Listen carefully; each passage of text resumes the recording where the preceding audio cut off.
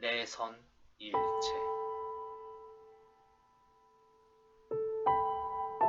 파시즘 정권을 수립한 일본은 이후 조선인들에게 부쩍 내선일체와 일선동조론을 주입시킨다.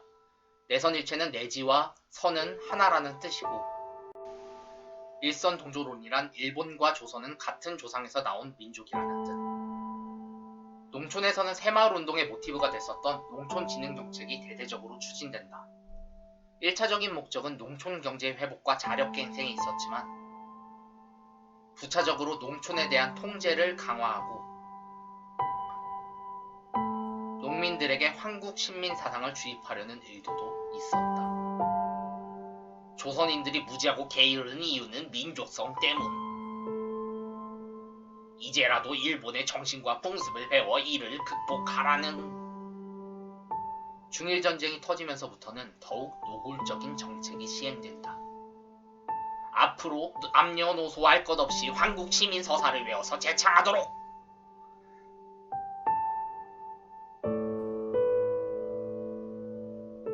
마을마다 신사를 만들어 신사 참배를 행할 것.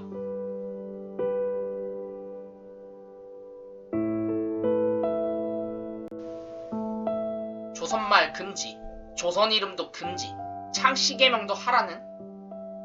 그런데 의문이다. 2차 세계대전이 발발하는 시점에서 일제가 조선인들에게 이토록 민족 말살 정책을 강요했던 이유는 무엇일까? 2등 신민이라는 의식을 심어줘서 조선인들을 동원하려는 의도였지. 병참 기지화. 1920년대 일본 기업들은 식료품, 소비재와 같은 경공업 위주였다. 하지만 1930년대 들어 일본은 농업과 함께 공업도 함께 발전시킨다는 농공병진 정책을 표명하게 된다. 그러면서 산미 증식 계획이 중단된다. 이젠 농촌에서 쌀을 더 이상 심지 않아도 됨.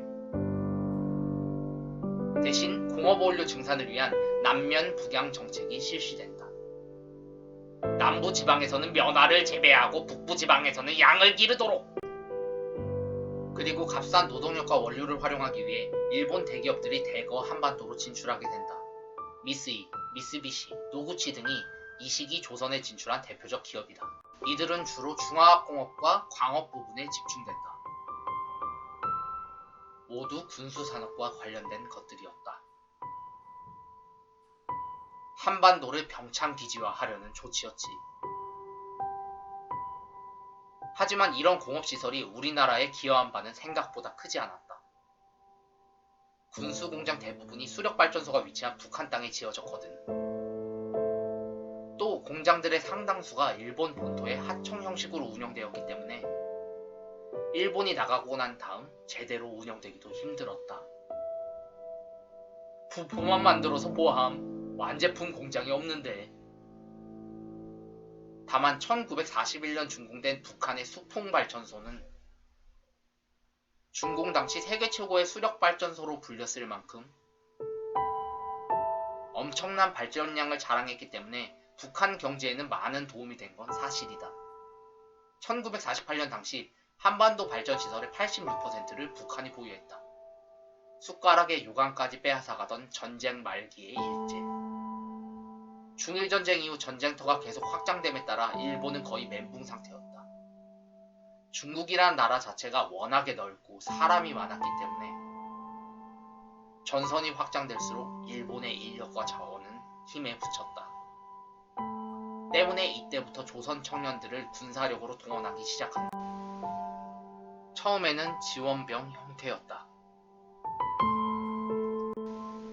그러다가 태평양 전쟁이 터지자 학도병이라는 징병제도가 생겨난다.